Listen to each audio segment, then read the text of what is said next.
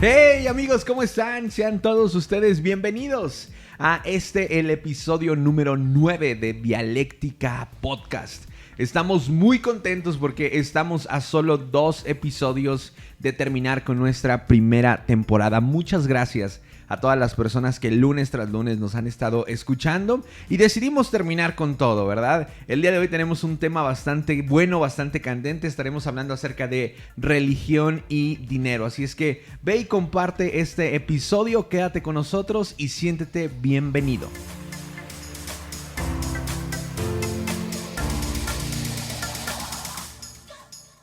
Primero quiero, como todos los lunes, empezar presentando a mis amigos que están acá con nosotros y empezaremos de este lado, a mi derecha, Arthur Delgado. ¿Cómo estás, hermano? ¿Qué onda, amigo? Bien, gracias a Dios. Contento de estar aquí con ustedes, contento que nos acompaña Chris, ya está con nosotros, así que buenísimo, listo para darle. Muy bien, vamos al último con él para darle la bienvenida como se lo merece, para ir calentando esto. Amigo Luis Serna, ¿cómo estás? ¿Qué pasa, amigos? Bien. Aquí listo para darle y disfrutando de nuevo de la compañía de Cristian Carrión. Amigo Cris Carrión, ¿cuántas cosas no sucedieron en el transcurso del último episodio que estuviste hasta el día de hoy? Yo pensé que ya iba a venir Cristo, bro. Dije, ya va a venir Cristo por mí. Te hiciste la prueba de COVID, llevaste Biblias a África. Llevé Biblias. O sea, muchas cosas sucedieron en este transcurso. Fue a Siria, a refugiar gente. Oye, hermano, aquí en la mesa eres el único que se ha hecho la prueba de COVID. ¿Cómo te fue? O sea, ¿es que se siente gacho? Se siente gacho. ¿Sí? Se siente gacho, sí. Es que te meten un palito por la garganta y luego, pero lo que duele más es que te la meten por la fosa nasal. Pero lo más gacho es que como ya lo están haciendo muy seguido, te lo hacen a las bravas, ¿no? Te pican bien gacho y te lo meten bien rápido. Y en la fosa nasal te ponen boca arriba y te lo meten. Yo quedé 2 días adolorido. ¿Neta? Entonces me dolía bien gacho. Ni quería sonarme las narices porque te lastima. ¿Y te sangró? Me salió poquita sangre porque te me lo meten Ay. atrás. Que incluso no me lo metió bien. Ya el doctor me explicó cómo era y dice, no te lo metió bien el palito. O sea, se tardó 30 segundos y se fue. Y ya le dije, oiga, ya es todo. Dijo, sí, ya se puede ir. Está chido. Wow. Ahora, cabe resaltar... ¿950? Bueno, fue un buen precio porque cuando salieron las pruebas estaban como en 3,500 pesos. Sí. Diste negativo.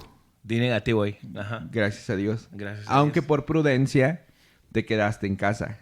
Sí, según el doctor dice que existen falsos negativos, porque dice que una prueba no está confirmada al 100%. Qué rollo. Entonces dice, puede ser que te haya dado negativo, pero tienes muchos síntomas, que uno, los traes y otro, tu esposa también los trae. Ok. Entonces ahí ya hay de qué pensar y todo eso. Sí.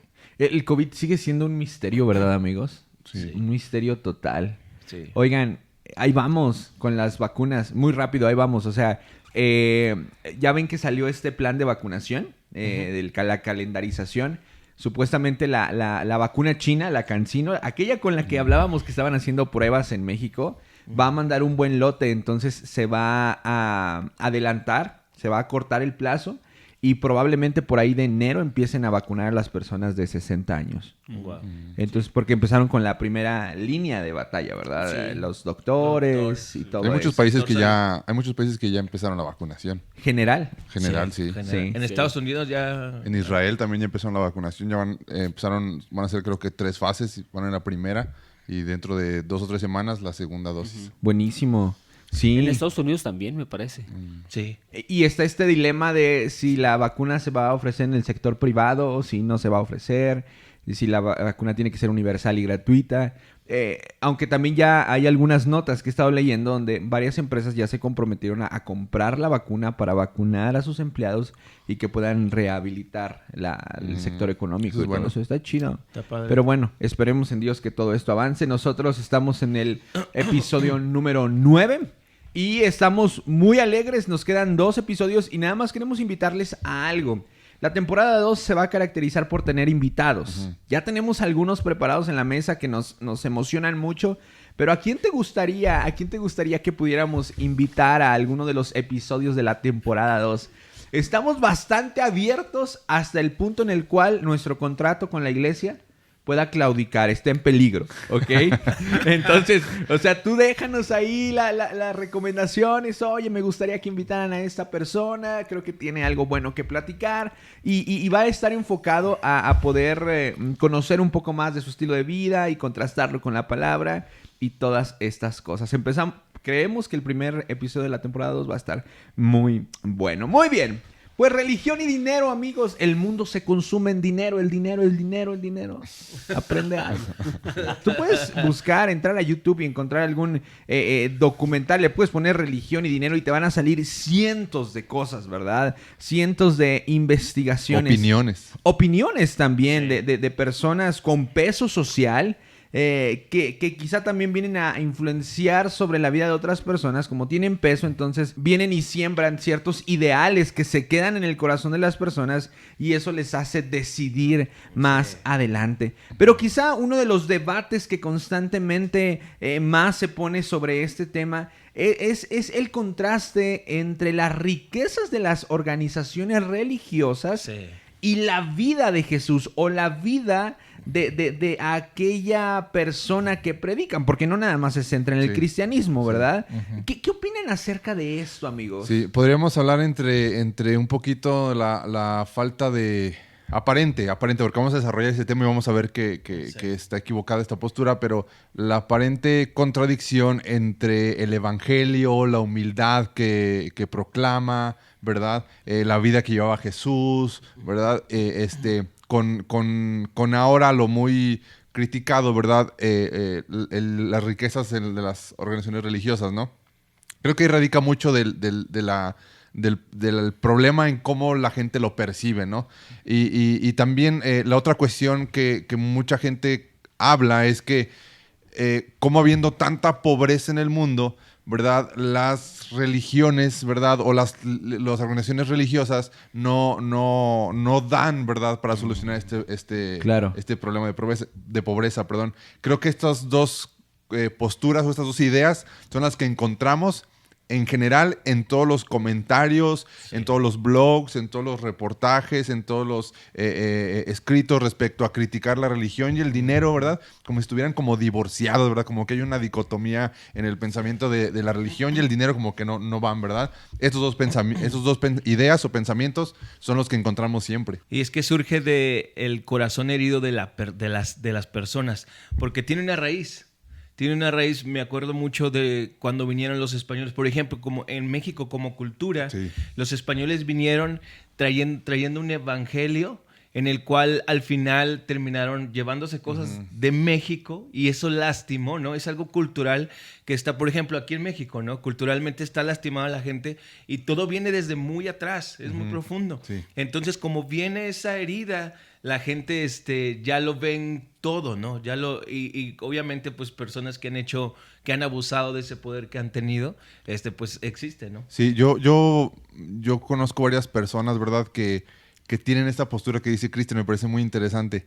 Esta postura de conectar toda religión con esa idea o ese pensamiento que se quedó como que en el colectivo, ¿verdad? De los españoles conquistando la tierra de México, ¿no? Sí. A los nativos mexicanos, ¿no? Y mucha gente a la actualidad tiene como esa idea, ¿no? Conectan cualquier tipo de religión con conquista, con opresión, con saqueo, ¿verdad? ¿Y dónde estuviera México si el oro no se lo hubieran llevado los españoles y la religión y esto? Y sí, es una idea que se ha quedado como en el colectivo también de muchas personas. Y esto justamente viene a provocar en el corazón de las personas un rechazo hacia cualquier organización, pero específicamente a no querer tener una relación con Dios. Ahora, no podemos negar que hay un problema. Y que hay testimonios, que hemos visto investigaciones incluso judiciales que sacan a la luz el manejo de diversos malas organizaciones religiosas que han manejado mal el dinero. Bueno, ahorita platicábamos antes de entrar a grabar, por ejemplo, todo este movimiento de Pare de Sufrir. muy, muy cañón, o sea, muy fuerte en sus años. Yo recuerdo que ellos tenían aquí en Avenida Carranza una sede, entonces sí era como que el mito, ¿no? ¿Qué sucederá ahí? Y tantas cosas. Y de hecho, por ejemplo, Pare de Sufrir, que, bueno, ya me lo confirmaron ahorita, es considerado una secta.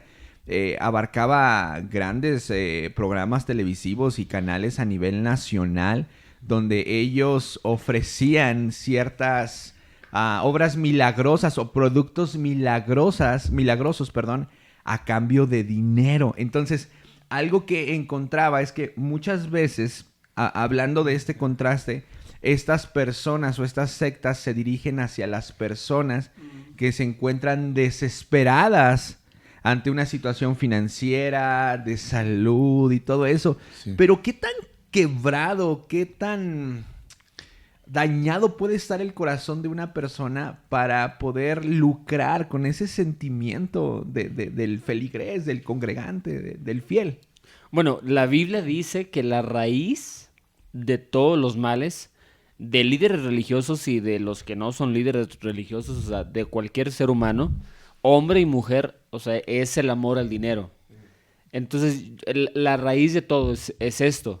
Entonces, obviamente, hay un espíritu de avaricia, de codicia, de deseo de tener, ¿verdad? Y bueno, al final de cuentas llegamos al ámbito religioso, donde no importa lo que tengamos que hacer, siempre y cuando pueda obtener recursos. También creo que los seres humanos hemos tenido mucha culpa en alimentar estas falsas religiones, porque ahora ya entramos en la cuestión de las falsas religiones, ¿no? Aquellas falsas religiones que conocemos como sectas, que venden el milagro, que venden la salvación, que venden la entrada al cielo.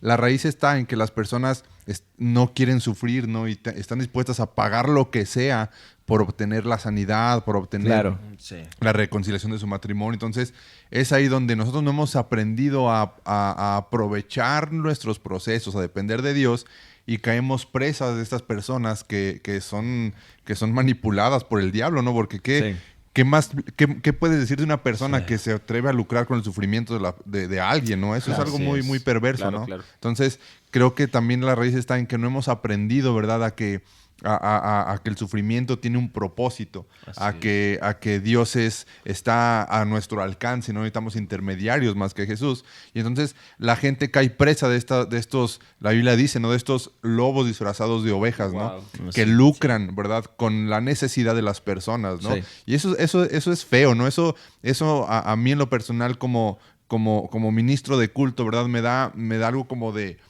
coraje o como de pues sí, se siente feo que alguien lucre con ese sentimiento de las personas, porque nosotros tratamos con personas así, que estarían dispuestas a dar todo lo que tienen por recibir la respuesta o el milagro de Dios, como quieran verlo, ¿verdad? Claro. Y no concibo la idea de las personas que realmente han hecho dinero a través de esto, ¿no? Entonces, creo que la raíz está en eso, nosotros damos pie también a eso. La fe la convierten en algo que podría asemejarse al sistema capitalista, a la oferta y a la demanda. Claro.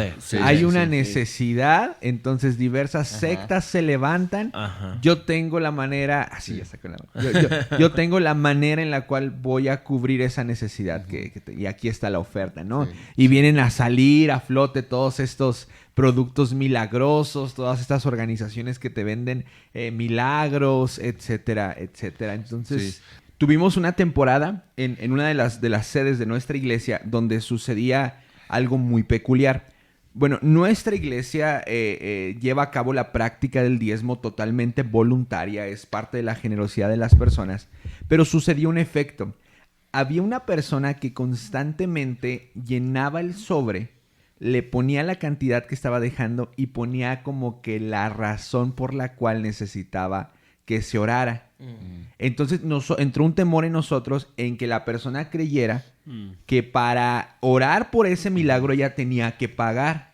Y varias veces estuvimos en el púlpito al frente explicando que no era así, que no era correcto.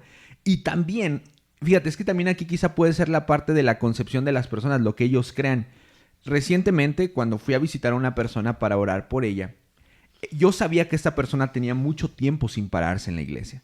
Y esta persona estaba pasando por un quebranto y un duelo muy fuerte. Y lo primero que me dice, hermano, cuando me ve, dice, pastor, le quiero pedir perdón. Dice, es que no he llevado mi diezmo a la iglesia. Y la mujer estaba pasando por la muerte de un ser querido. Y yo le dije, no, quítate eso de la mente, no pienses en eso. O sea, sí le tuve que decir, o sea, la iglesia no te está cobrando, no le debes nada a la iglesia.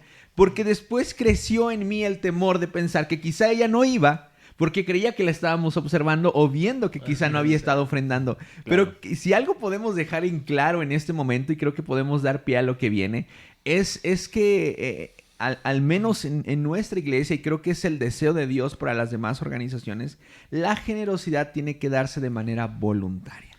Sí, totalmente. O sea, obviamente el abuso de dinero existe en muchos lugares, y siempre va a estar ahí latente la tentación o algo, ¿no? De manejar, de hacer mal uso del dinero, pero a final de cuentas, bueno, el deseo de Dios, como decías ahorita, amigos, o sea, es crear en nosotros un corazón generoso, ¿verdad? Y bueno, yo lo veo en la vida de Jesús, en el ministerio de Jesús y en el ministerio de la iglesia primitiva, que se sostenía por la misma iglesia. O sea, la misma iglesia sostenía la iglesia. O sea, las mismas personas sostenían la iglesia. Entonces, porque la realidad es esta: sí hay que comer, hay que pagar, hay que hacer gastos. O sea, tenemos gastos, pero la diferencia de una iglesia, una organización sana, es lo que hace totalmente la diferencia, ¿no? Sí. Creo que también mucho de esto es la mala interpretación que se le da al mensaje de Jesús, la mala interpretación que se le da al evangelio y la mala interpretación que se le dan a palabras como humildad, como pobreza en la Biblia, claro, ¿verdad? Sí. Que se sacan de contexto y no se entienden como deberían de entenderse, ¿verdad? Y no es lo que quiere decir Jesús. Ahora, sí. Creo que una de las cosas que sí Jesús nos invita a tener cuidado es con la acumulación de bienes. Cuando una persona empieza a acumular riqueza, cuando una persona empieza a acumular riqueza, corta el flujo de la bendición de Dios. Entonces, la Biblia habla de que los cielos se abren para derramar bendición sobre las personas. En este caso, sobre una organización religiosa. Los cielos se abren sobre las personas o sobre la organización religiosa para derramar bendición, pero no para retenerla, no para acumularla, sino para ser como un canal y un flujo, porque la clave está en aprender a vivir en comunidad, ¿verdad? Cuando uno empieza a pensar únicamente en uno mismo, cae en la idea de acumular la riqueza. Entonces, sin ánimos de criticar a nadie y sin ánimos de enjuiciar a nadie, ¿verdad? Creo que es en lo que el catolicismo romano le ha fallado un poquillo, ¿verdad? Pues cada quien, dice un hermano de la iglesia, cada quien sus dulces. Claro. O cada quien sus ideas. Sí. Pero sí les ha fallado ahí un poquito porque sí han caído en ese extremo, en la acumulación de riquezas, ¿verdad? En la acumulación de riquezas y en estas ideas que no han sabido separar entre combinar la religión con la política y utilizar la religión para fines políticos. Eso también es otra de las cosas como que creo yo, a mi ver, ¿verdad? Y muy humilde opinión, lo que les ha fallado un poco y eso ha causado esas heridas, como decía Jorge, en las personas o ese resentimiento hacia la religión. Sí. Ayer estaba estudiando para ese tema, encontré que si la Iglesia Católica, por poner un ejemplo, pudiera acumular toda su riqueza en oro, tendría el tesoro más grande de todo el mundo. La riqueza del Vaticano va mucho más allá del dinero que pudieran tener, sino la riqueza se mide a través de la influencia que tiene a nivel mundial. Claro, sí, pues digo, lo hemos hablado y lo hablamos en un episodio. Si el Papa da un punto de vista acerca de algo, esto puede venir a mover las reformas en diferentes países porque a final de cuentas es una persona de influencia, ¿verdad? Entonces esto puede mover y ocasionar o parar una guerra o detener muchas otras cosas. pero hablando referente al ataque de la pobreza a nivel mundial. ¿Será que de manera práctica organizaciones religiosas pequeñas como la nuestra pueden hacer algo para mitigar estos sectores vulnerables? Sí, claro, por supuesto. O sea, Jesús nos llama, y aquí es algo bien importante, o sea, no malinterpretar, ¿verdad? Los textos, ¿verdad? No sacarlos del contexto. Jesús no nos llama a una vida de miseria, o sea, ni una vida de pobreza económica, porque el deseo de Él, el deseo de Dios es abundancia, porque él es parte de la vida abundante que Él vino a darnos. Así que como iglesia, ¿verdad? Cristiana, como iglesia que ama a Jesús, tenemos la responsabilidad de compartir aquello que también que hemos recibido, ¿no? Como o sea, por ejemplo, la Biblia dice en el libro de Santiago que toda la buena generosidad proviene de Dios, proviene de lo alto y es para compartir. Entonces es bien importante, no es solamente... sí es para suplir necesidades, porque la Biblia, la Escritura, el Nuevo Testamento nos llama acerca que la iglesia misma sostenía la propia iglesia, o sea, las personas sostenían la iglesia, pero no somos llamados solo a retener ni a tener un espíritu de avaricia, o sea, de retención o de codicia, de anhelar, de envidiar, sino de compartir, ¿no? Sí, sabes que también hay un pensamiento que se ha permeado en las nuevas generaciones, es el obtenerlo todo muy fácil. Y, por ejemplo, ahora vemos muchas personas criticando, ¿verdad? Diciendo, no, es que ¿por qué hay estas clases sociales de ricos y pobres? Y es una idea un poquito media... que tiene su raíz como en la holgazanería y en estas nuevas generaciones que están muy acostumbradas a tenerlo todo sin trabajar. Y yo preguntaría, ¿por qué una persona que se mató 10, 15 años estudiando en la universidad, ¿por qué no va a tener derecho a tener un buen sueldo? ¿Y por qué la persona que nunca se tomó el tiempo de estudiar, de invertir tiempo en sus estudios, su carrera, sí tiene el derecho a decir que existen dos clases de sociales, ¿no? Claro. O sea, no sé si me estoy explicando. Entonces, viene este discurso de que no, es que los ricos, ¿verdad? Y los pobres. Bueno, sí, definitivamente habrá gente que tiene dinero y que lo ha obtenido a través de malos, ¿cómo se podrá decir? ¿Manejos? Malos manejos o de cosas malas, ¿verdad? Pero hay gente que se ha matado, ¿verdad? Estudiando y que puede cobrar honorarios, buenos honorarios, porque estuvo 15 o 20 años estudiando, ¿verdad? Claro. Y las personas que no tuvieron la oportunidad o no quisieron estudiar, ¿verdad? No pueden vender esta idea de por qué nosotros ganamos menos y ellos más, ¿verdad? Pues no. Entonces, creo que también ahí eso influye mucho, ¿no? Esta idea del capitalismo y de estas ideas como de izquierda, ¿verdad? De una sola clase social para todos, ¿verdad? Sí. Ahora, me gustaría dejar bien en claro algo, porque a mí me llegó a pasar en alguna ocasión que tuve un debate por ahí en Facebook con una persona acerca de esto. Y es que podemos caer en el error de generalizar. Muy cañón. Me pasó que en alguna ocasión una persona compartió una noticia acerca de que algunos pastores en Timbuktu, vamos a poner Timbuktu, habían donado todos los diezmos para poder construir casas para los pobres. Y entonces alguien contestó en esa publicación, pues en Ágape deberían de hacer lo mismo y un rollo, ¿no?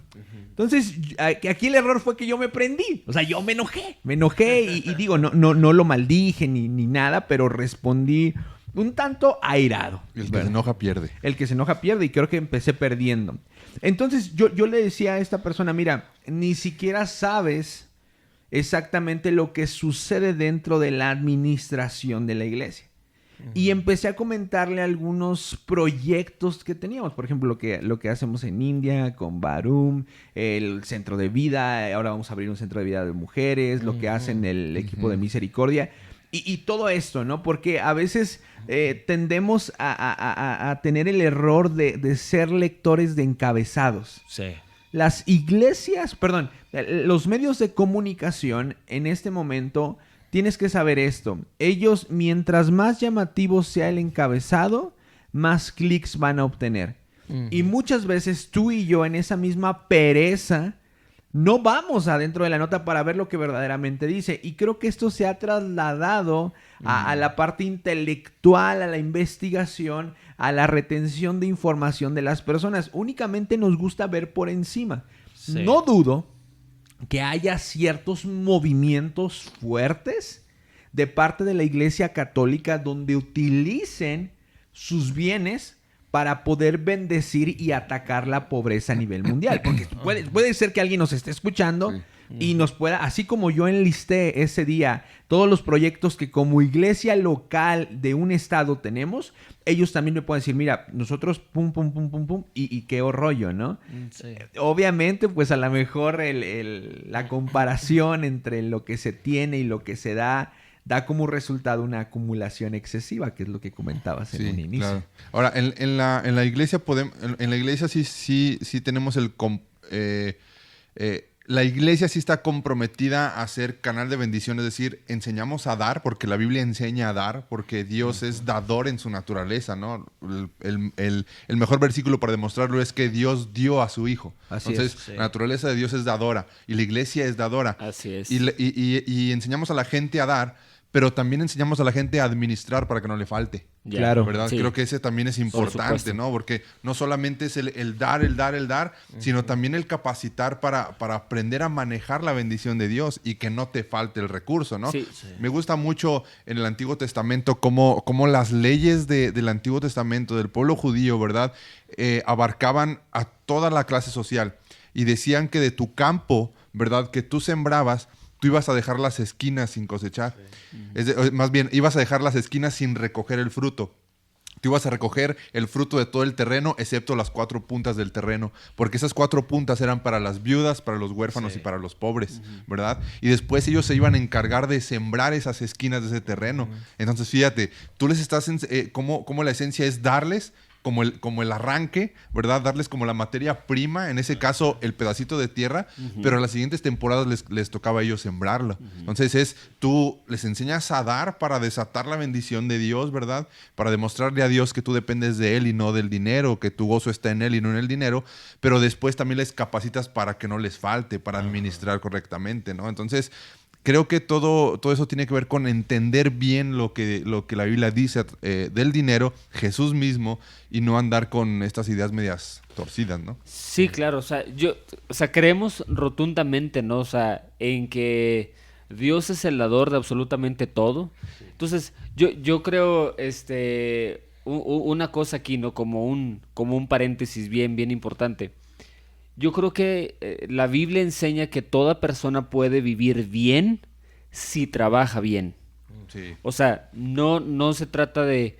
Yo también totalmente estoy en contra de ganar un dinero fácil o vender algo que tiene que ver con asuntos de fe y todo eso. Totalmente de acuerdo con ustedes.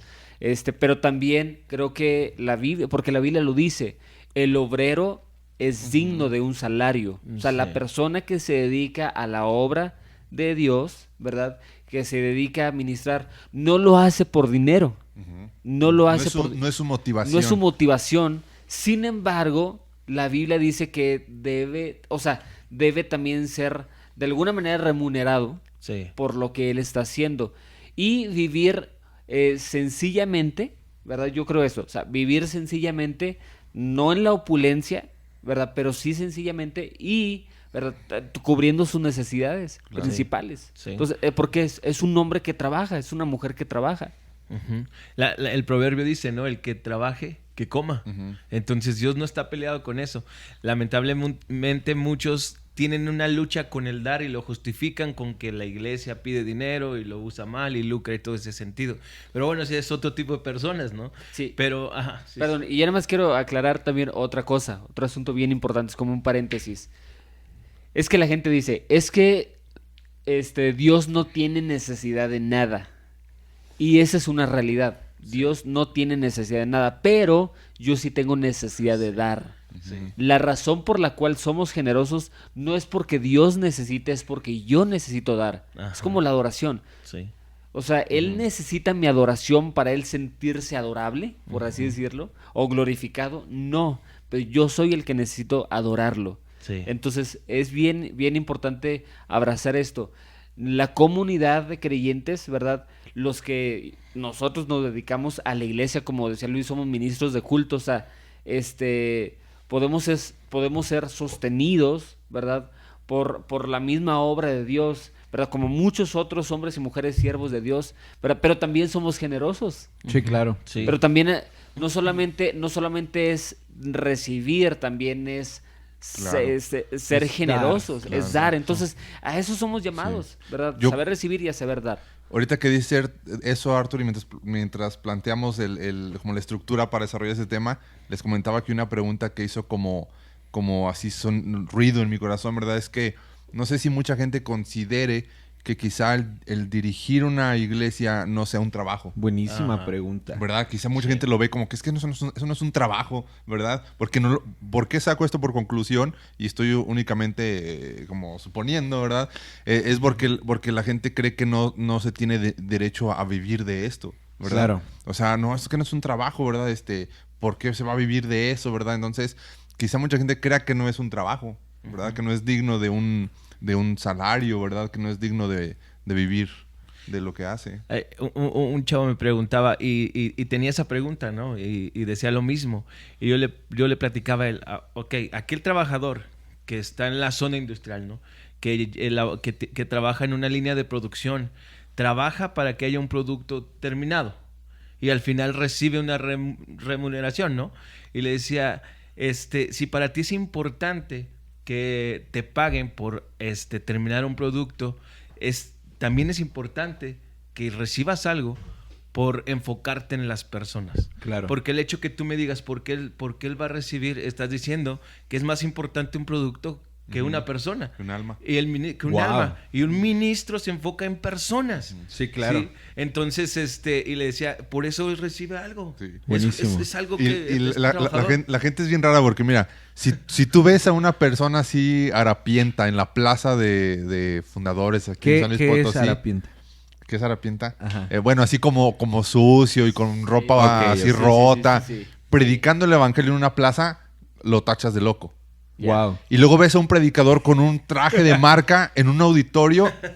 Qué hipócrita. O sea, ¿cómo Sí, es? Es algo curioso, ¿no? Sí, sí, sí. Sí, Somos ahora- raros los seres humanos. Sí, y somos raros y somos gachos a veces, amigo. Sí. O sea, y como cristianos, ¿verdad?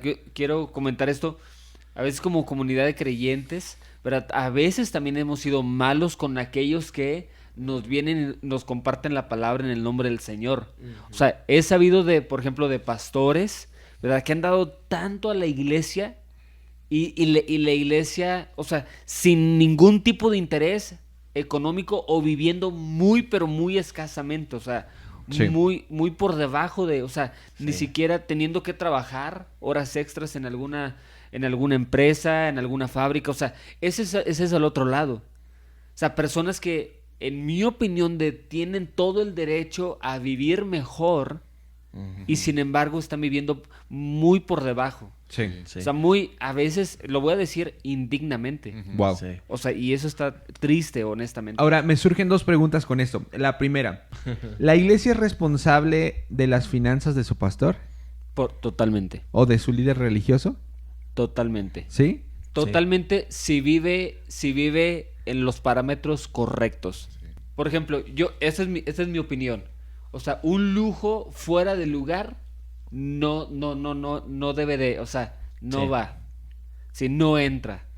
Esa es mi opinión.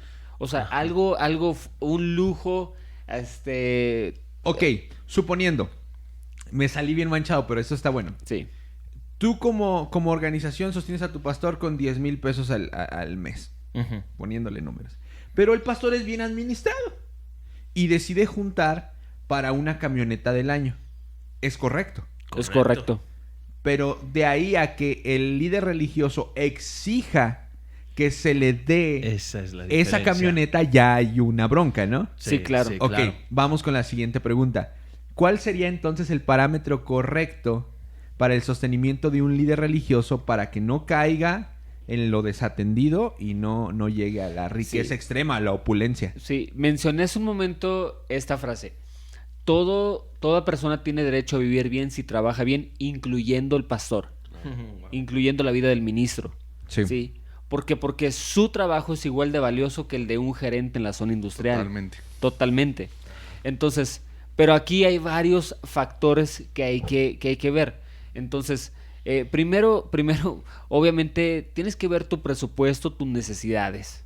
Sí. O sea, si tienes 8 hijos, pues tus necesidades quizás sean mayores a las de una persona que tiene un hijo o 2 hijos.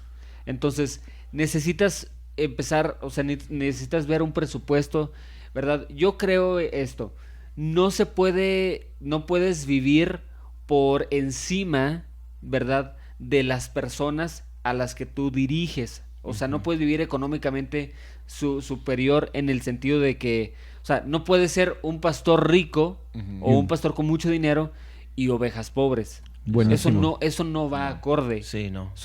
Eso no es correcto delante de Dios. Aparte la imagen es muy triste, ¿no? Sí, tiene Sí. que ver con ser sensato. Sí, exactamente, sensatez. Es muy importante, integridad, justicia. Desafortunadamente es la imagen que vemos en la política, Sí. ¿no? Sí. Sí. El Exactamente. político viviendo Sí. en ostentacidad y el pueblo sumido en la pobreza, ¿no? Pero tampoco puede ser el pastor o el más pobre. Claro. Exacto. ¿Por qué? Porque si no, no va a tener influencia sobre gente que tiene cierta, pues, cierto, capacidad financiera. Y creo que muchas personas luchan con que al pastor se le pague porque ven a un pastor de domingo solamente. Piensan Claro. que su único trabajo es el domingo. 2 horas. Pero no se dan cuenta del detrás de cámaras. Todo lo que sucede en la semana. En verdad, bueno, mi papá es pastor y a las 3 de la mañana también el le mío. hablaba al hermano. También el tuyo. También. Le habla a un hermano a las 3 de la mañana. Oye, ¿puedes venir a orar, mi familia? Claro. Y ahí va el pastor. Estoy pensando ahorita que dices eso en la organización religiosa que lucra con la necesidad de la fe y el creyente que trata de comprar también a su pastor o a su líder y creyendo que dándole está comprometido a venderse de tiempo completo para él. Está como que esas 2 partes, no sé si les ha tocado ver algo así de que es que yo doy, ¿verdad? Y es que yo sí, porque trato de comprarte y creo que de las 2 partes ese es un pensamiento Erróneo. Erróneo, ¿no? Tanto como yo como vender el milagro o vender el favor de Dios, como el tratar de dar para que sea yo el mejor atendido, ¿no? Eso también creo que no está bien. ¿Analizamos algunos versículos? ¿Les Sí. parece? Sí, vamos Yo- con eso, ¿verdad? Sí, con eso. Y fíjense que lo que dice Proverbios capítulo 3 a partir del versículo 7. No, Proverbios 30, perdón. Proverbios 30 a partir del versículo 7. Dice, oh Dios, te ruego 2 favores, concédemelos antes de que muera. Primero, ayúdame a no mentir jamás. Segundo, no me des pobreza ni riqueza.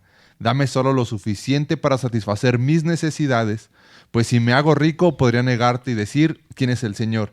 Y si soy demasiado pobre, podría robar y así ofender al santo nombre de Dios. Buenísimo. ¿Verdad? O sea, el equilibrio, ¿verdad? No me hagas ni demasiado rico porque me puedo olvidar de ti, ni me des demasiada pobreza porque me voy a amargar y me voy a resentir, ¿no? Sí. Entonces, alguien dijo una vez que el dinero no es para lo que quiero, sino para lo que necesito. ¿Verdad? El dinero no es para lo que quiero, sino para lo que necesito, ¿no? Podemos querer muchas cosas, pero no todo lo que queremos es lo que necesitamos. La palabra clave, y ya lo habíamos hablado, creo que en el del Buen Fin, es lo suficiente. Ujú. Sí. Dame lo suficiente. Buenísimo. Bien, Sí. tienes una estrellita. La puedo poner en la frente. Gracias, sí. Amigo, versículo. Y creo que, bueno, hay muchas personas que dicen, ¿por qué piden dinero si la Biblia, Jesús habla de pobreza y muchas palabras de pobreza, ¿no? Ahora, tiene que destacarse que el pueblo de Israel esperaba a un rey, un reino donde iba a estar exageradamente lleno de riquezas, los iba a liberar de la opresión de los romanos. Entonces, ellos esperaban. Y Jesús venía a traer un reino espiritual. Y cuando muchas veces se menciona la palabra pobreza, o Jesús la menciona, se refiere a lo espiritual. ¿Sí? También, obviamente, hay versículos, por ejemplo, aquí tengo uno en Lucas 16, cuando él empieza a hablar del hombre rico que tiene un mayordomo y le está diciendo, ¿sabes qué? Hasta aquí vas a terminar. Entonces, él trae a todas las personas que le deben a su amo y empieza a cobrarles. Y al final le dice, aquí está, cobré todas las riquezas que te debían. El amo le dice, vas a seguir conservando tu trabajo, ¿no? Y Jesús les dice, o sea, les está diciendo ahí porque están los fariseos. Ahora, en ese tiempo, culturalmente, el fariseo, que era el encargado de estar como en liderazgo religioso, era más rico que toda la gente. Sí, el fariseo estaba en equipo con el Imperio Romano. Exacto. Entonces, por consecuencia, tenía riqueza y estaba enfocado mucho en eso. Y Jesús les dice, todo aquel que busca por medio del dinero hacerse amigo de ellos, les dice aquí en estos versículos, se lo quiero leer, dice, el que es fiel en lo muy poco, también en lo más es fiel. El que no en lo muy poco es injusto, también en lo más injusto, pues si en las riquezas injustas no fuiste fiel, ¿quién os confiará lo verdadero? Y si en lo ajeno no fuiste fiel, ¿quién les dará lo que es suyo? Ningún siervo puede servir a dos señores, porque aborrecerá a uno y amará al otro, o estimará al uno y menospreciará al otro. No puede servir a Dios y a las riquezas. ¿Sí? Entonces, él les está diciendo a los fariseos, incluso dice en el versículo 14, que los fariseos oían y se burlaban porque eran avaros. Avaros. Entonces, Jesús les estaba diciendo, no uses el dinero para hacer un acuerdo, no un acuerdo que va a corromper o que va a lastimar o que va a herir a la demás gente, ¿no? Entonces creo que Jesús sí se enfoca mucho, habla mucho de pobreza, pero mucho en los versículos, en el contexto es espiritual, en otros sí lo habla, y a lo mejor pensarán muchos, ¿no? Jesús no necesitó dinero para hacer su ministerio, pero había mucha gente a su alrededor, sí, que proveía los recursos para sostenerlo. Eso es muy bueno. O sea, muchas personas... volvemos a lo mismo, el contexto es diferente, ¿no? El contexto en el cual Jesús desarrollaba su ministerio y el contexto en el cual el día de hoy estamos ubicados. ¿Cuánto te cuesta hacer una reunión dominical? Que tenga todas las características necesarias para que los feligreses, las personas, los congregantes, puedan recibir el mensaje de la palabra de manera correcta.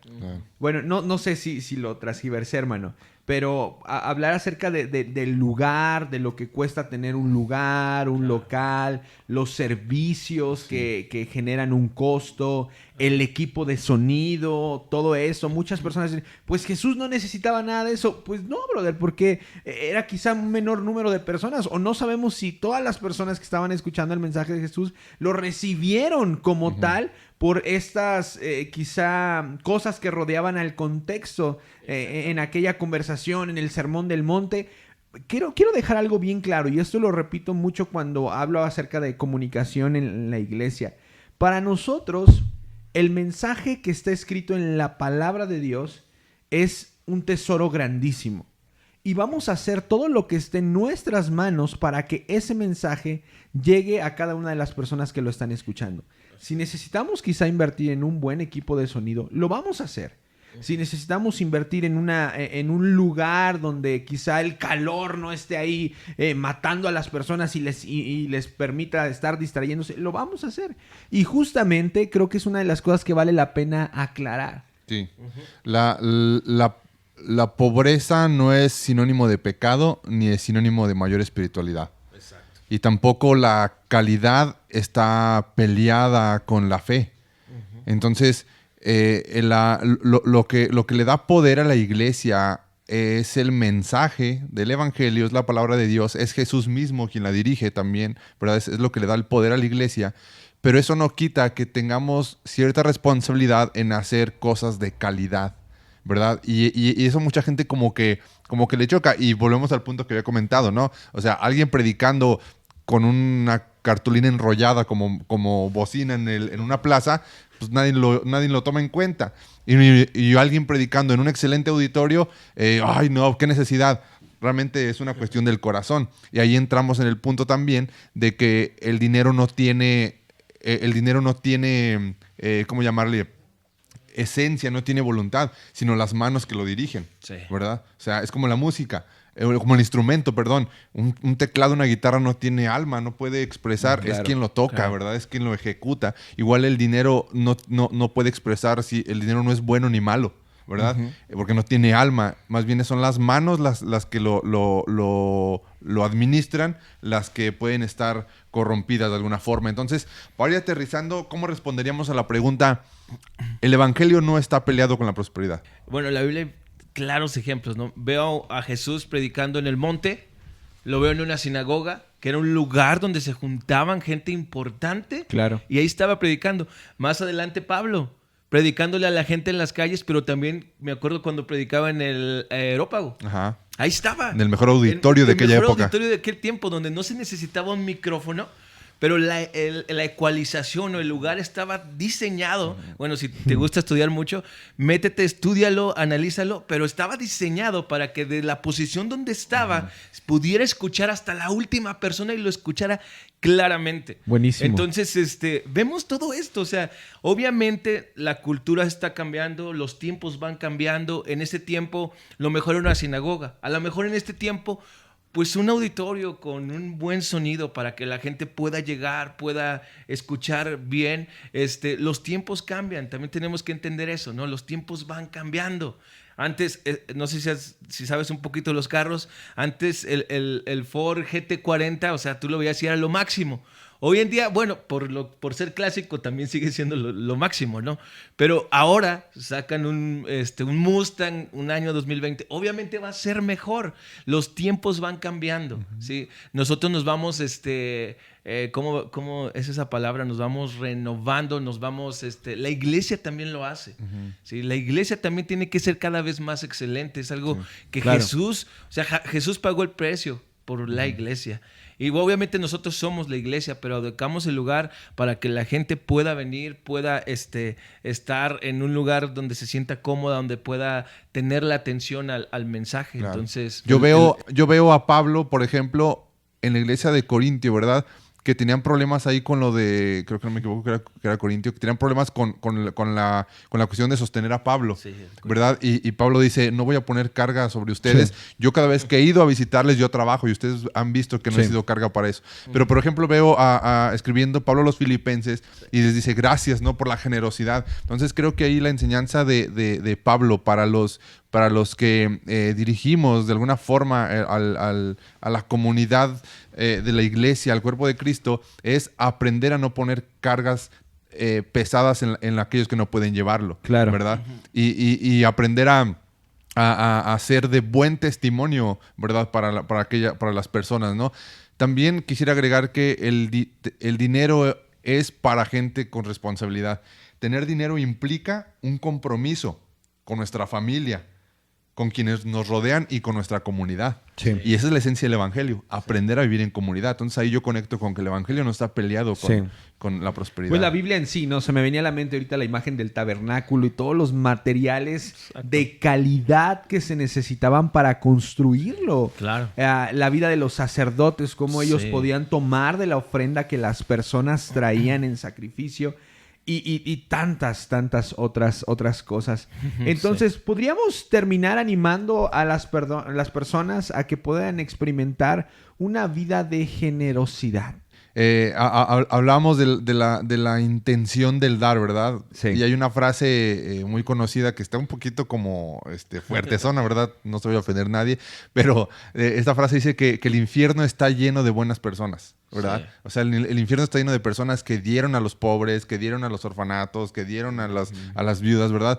Pero el evangelio no nos motiva a dar por comprar el cielo, ¿verdad? Sí. O sea, el que yo dé es consecuencia de haberme encontrado con Jesús, Así es. ¿verdad? Entonces, como que mis obras buenas son motivadas por mi relación con Dios. No trato de ganarme a Dios a través de mis obras, ¿verdad? Exacto. Y mucha gente dice, no necesito de Dios, no necesito de la iglesia. Lo que yo necesito y lo que esta sociedad necesita es más gente que apoya al necesitado. Y está bien, ¿verdad?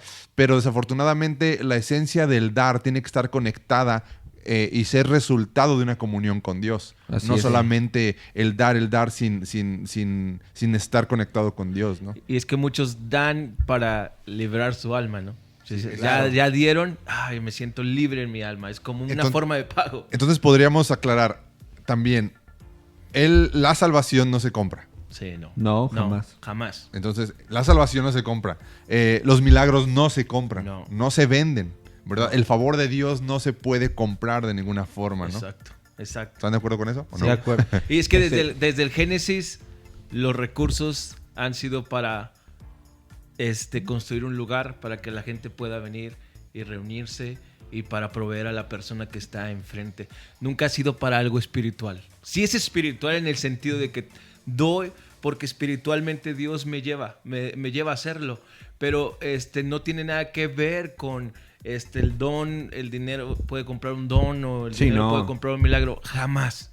El dinero siempre ha sido para los recursos de la iglesia, de la coinonía, del lugar, de las personas. Son recursos. La gente llevaba recursos en el Éxodo, en todo cuando se construyó el tabernáculo, el templo de Salomón. La gente llevaba los recursos para construir un lugar donde ahí se pudiera glorificar a Dios. Buenísimo. Sí, no para que Dios se presentara e hiciera milagros en ellos y comprarlo de cierto modo, ¿no? Muy bien. Pues creo que vale la pena cerrar con esto, ¿no? Vale la pena cerrar con esto.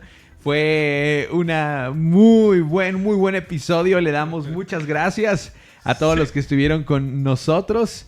En verdad, creo que una de las buenas maneras de madurar en la fe es llevar a la luz de la palabra todas estas invitaciones que diversas personas le puedan hacer. Nos vemos en el próximo episodio. No deje de compartir y todos los que ya hemos subido a cada una de las plataformas. Nos vemos en el último, nos escuchamos en el último episodio de la temporada 1 de Dialéctica Podcast. Que Dios les bendiga. Nos vemos. ¡Ánimo! Bye.